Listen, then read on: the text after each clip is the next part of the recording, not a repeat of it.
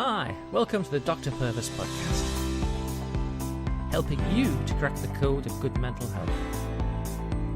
I've treated over 5,000 people in nearly 30 years, and that's in both face-to-face therapy and through my online programs. I can show you exactly what you need to do to feel great. Hi, welcome to the Dr. Purvis podcast. So let me ask you a question. Are you the captain of your own ship? Now, it's coined as a question, but really the answer is probably not. And so, in this episode, we're talking about how to prime yourself out of depression and take back control. Now, I know it's the case that we all like to think that we're in charge of our own life. And it seems that way to us because we do stuff, right? We go to work, we come back from work, we take the kids to school, we have nights out. But the truth is, we aren't in control nearly as much as we think.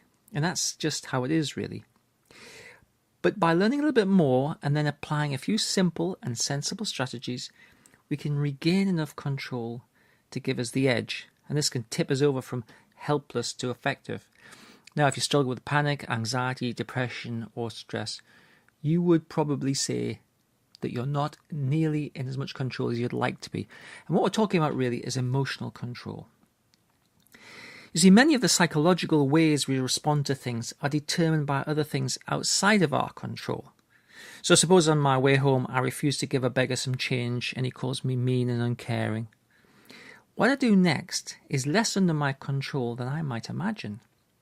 The beggar's comments are ringing in my ears, and this comment is the opposite of how I think of myself.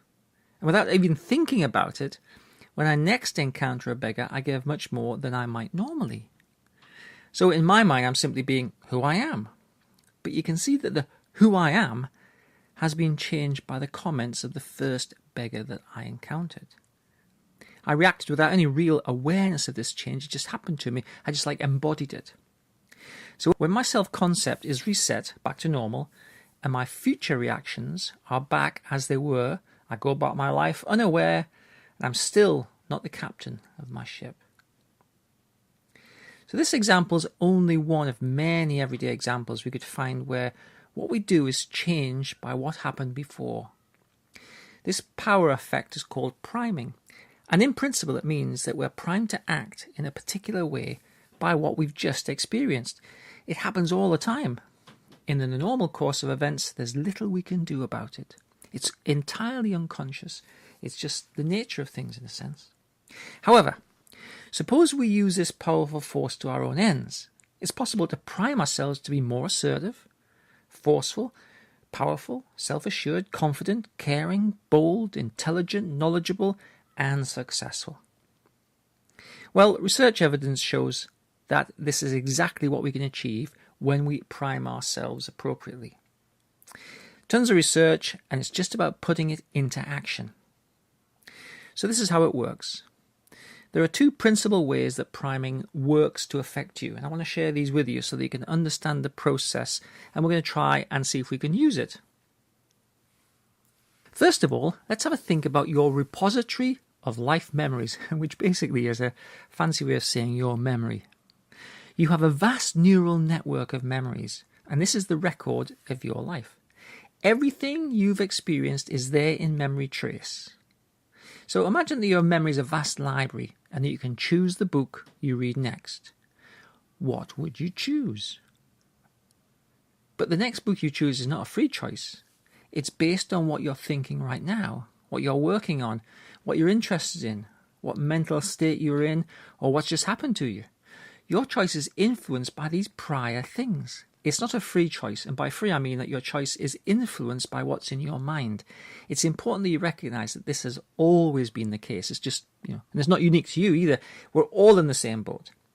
Throughout your life path, you've followed a string of links that make you do the next thing. And that make is in sort of commas, right? Your life path makes you do the next thing. There is little genuinely free choice in the way you might think of it. So in the scenario I just painted, your behavior is influenced by what's in your mind, what you've just experienced and how you feel, particularly, in fact, how you feel. The book you choose next is the next thing to fill your mind, and the next thing you do. Now, suppose you chose a book based on some higher, more powerful goal instead of choosing based on the last random thing that was in your head. That would give you the beginning of some real power in your life. The book you choose from the library of your memory contains the instructions for how you'll feel next. This means that if you can decide how you want to feel next, you can choose the book with the instructions for this feeling. Now, obviously by book, I'm actually meaning memory, and so perhaps we'll leave the metaphor of the library behind. And I'm simply saying that the memory you choose from your vast library of memories to occupy your consciousness, to fill your mind, determines how you will feel in the moment, and therefore determines how you'll feel next. The second way that priming works is to fit you into stereotypes of how you should act. And by this I mean that if you're a man, the stereotype is strong, non-emotional, sharing and macho, let's say. And if you're a woman, it's more like caring, supportive and emotional sharing. So these stereotypes are just that. They're shorthand descriptions that suit no one very well, but what they do is to load a program into your brain that says, this is how to think about this person, this is how to think about that person. You have stereotypes of others, and a set of stereotypes of yourself as well. And you must recognize that the stereotypes you hold don't necessarily work for you, very well at least. There's been some interesting research that has shown that you're perfectly capable of embodying negative stereotypes, and stereotypes are not always a positive blueprint. There's been some interesting research that has shown that you're perfectly capable of embodying negative stereotypes, even when they don't apply to you. As a man, you might be sharing, supportive, and emotionally available, but you're quite capable of taking on a more typical male stereotype if you're primed to do it. You'll then act in accordance with this stereotype and only afterwards wonder what on earth you were doing. So now we have two ways that priming is likely to affect you. You load a memory from your memory bank that tells you how to think, feel and act next. And the second one is, one of your stereotypes is activated. This makes you think, feel and act in accordance with its instructions. So what I propose is that we use the first way of understanding priming to your advantage. We can do this by creating a mini library of memories, cognitive content and actions that primes you to think, feel and act in the way that you want to.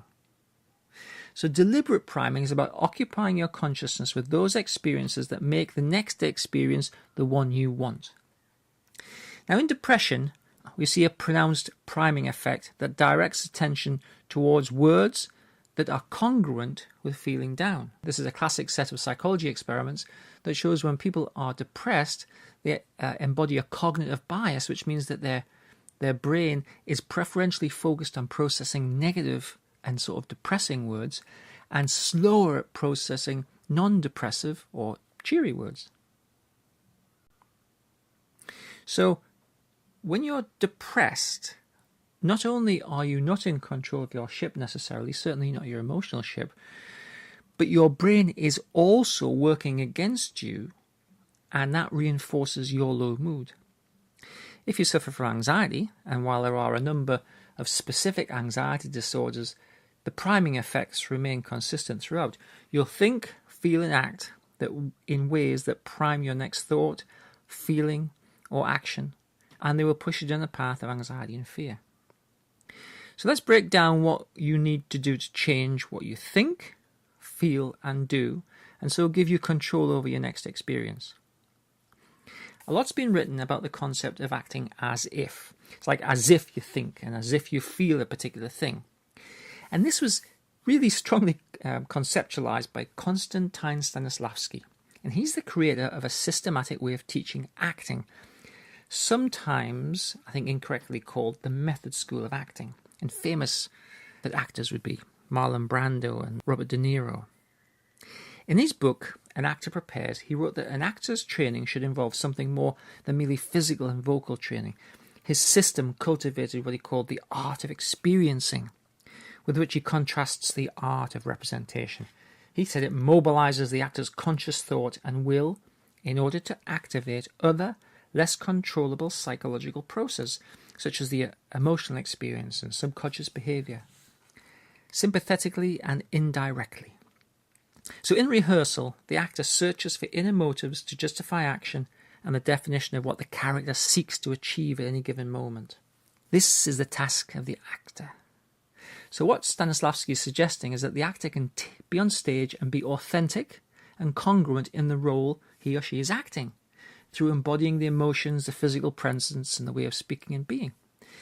And you are acting all of the time, every day of your life. We are all acting every day of our lives. We enact our life. We present ourselves in particular ways, through walking, talking, holding yourself, what you speak, what you say, what you think, what you hear.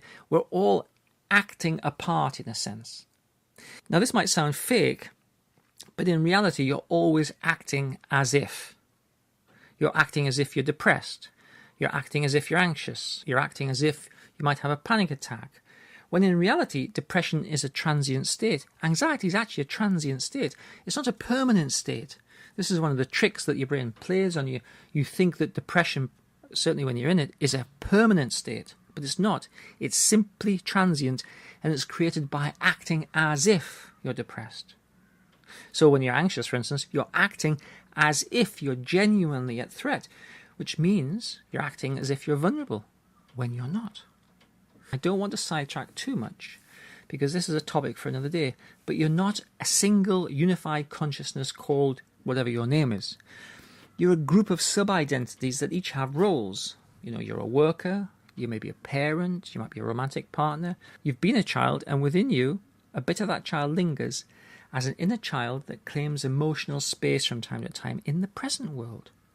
Now, who doesn't, at time to time, do something childish? Who doesn't react as if to a senior family figure like a parent, but that person you're talking to isn't them? This is called transference. It's an old term coined by Freud over a century ago.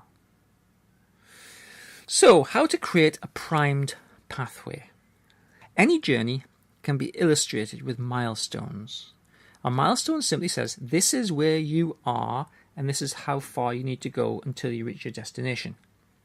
We can create a deliberate psychological journey, and we can make milestones for it. So let's make a journey to remove the act of depression. Now, as you may be aware, you refresh your problems every day.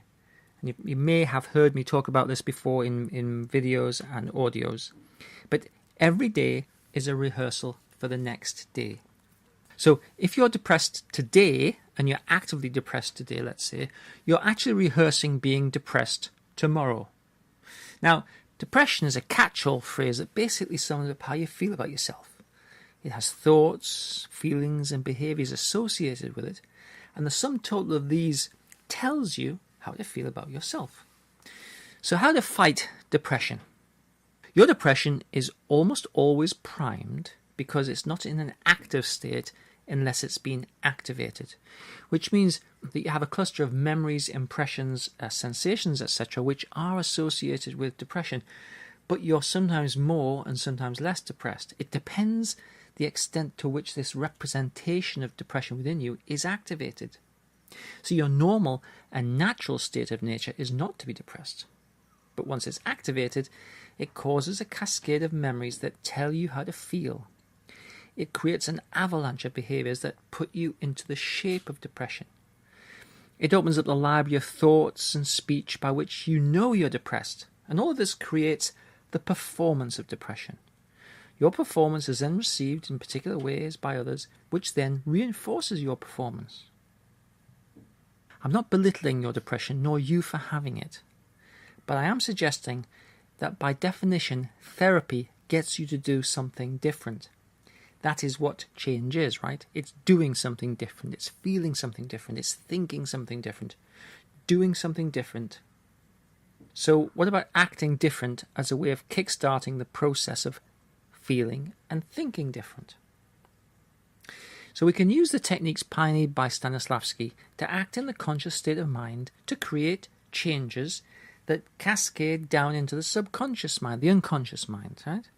And then this makes for lasting change. In other work, I've written and talked extensively about changing the beliefs you have about yourself.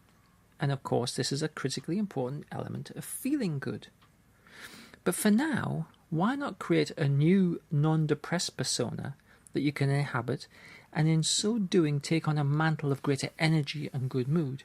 And, over time, it'll permeate down into your subconscious, and this will cement the new way of being. So let's start in imagination and allow that to percolate out to external reality. So here's the exercise I have in mind. We're going to use the power of your imagination to create a posture that's a presence, a physical position for your body that's active and strong, forceful, self-assured. So standing straight, open, that's arms not crossed but open, and expansive. Now we're doing this in imagination, but some of those things will also easily be enacted. So you can easily, while we do this, stand in an open, kind of expansive posture, looking out into the world as opposed to looking down at the ground. In your imagination, but also in actuality, wear clothes that represent how you want to think about yourself and how you want to feel, and actually how you'd like other people to see you. So for instance, if you want other people to take you seriously, well then dress in a way that you'd expect people to take you seriously. And as a little aside, many years ago when I was working in the NHS, the British National Health Service, and I wanted to be promoted to a consultant, which basically means a top grade kind of professional. And so I always made a point of dressing as a consultant. Now, in Britain, consultants wear snazzy ties and they might wear snazzy socks and they wear decent shirts. So that's how I dressed. I know it sounds simple in a way, but I always dressed like a consultant. And then when I actually went for a promotion, people said, "Oh, I thought you were already a consultant." "Oh yeah, no problem at all." So the moral of that story is, A, that it worked, and B, I should have asked for a promotion earlier. So, wear clothes that embody how you want people to see you. And also create a statement that sums up the you that you're creating. Now, you have your name, but you might also have a nickname for yourself. And that nickname for yourself could be a strong name. It could be a strong look on your face. It could have an associated self-assured air. So you might think of yourself as a sort of a James Bond character, or as a powerful woman, or just something that gives you like a shorthand to be able to put yourself in a posture that matches the feeling of not being depressed. I like to think about creating a mission statement that puts you in the mindset you want to create. Now, it might be something like this, and these are just sort of examples to get your mind going. I stand tall, I'm flexible and strong, and I value my opinion. Now, who wouldn't want to be able to tick that box? I appreciate people and I expect them to appreciate me. Isn't that a great way of going forward in life? I'm a good person, I have value, and I do the best I can. Well, who would want to argue with that? I'm human, not better or worse than anybody else, and I can move forward. Just a statement of truth. So, you can create a more ideal version of yourself in imagination, and you can practice this until it feels more and more like the you want. So this is how anyone really learns anything, right? You practice it, you think about it, you rehearse it. Practice and repetition, that's the key. So this doesn't mean that there's anything wrong or lacking in you as you are now. It's simply a way of accessing more strengths and resources and giving them a little more oomph. And if you think about it, if you're actively depressed, you're accessing the mood congruent or mood associated thoughts, feelings, behaviors that you're practicing today, which will ensure that you are depressed tomorrow. So when we do something different today, we are practicing having a different experience tomorrow. Now, with all of these things, you've got to put some effort into it and you've got to stick with it. You can do it for 5 minutes, but really 5 minutes in a whole day of practicing being depressed, for instance, is not such a lot. The secret is a little bit as often as you can remember until it really takes effect. And now here's the interesting thing. It's perfectly possible to get rid of depression really fast. All you have to do is to consistently put yourself into a mindset where you're not rehearsing and practicing depression, but you're rehearsing and practicing something else. This is true of anxiety. We've talked about depression, particularly in this episode, but it's equally true of anxiety. So I hope you found this interesting. Please subscribe to the podcast, please check out my YouTube channel and please share this wherever you think you're able to share it. And please email me if you have questions. Use my email, drpurvis@drpurvis.com. Email me comments, questions, and I look forward to hearing from you. And I'll be able to speak to your comments and questions in future broadcasts. So have a good week until next time. And remember, you can crack the code of panic, anxiety, depression, and stress.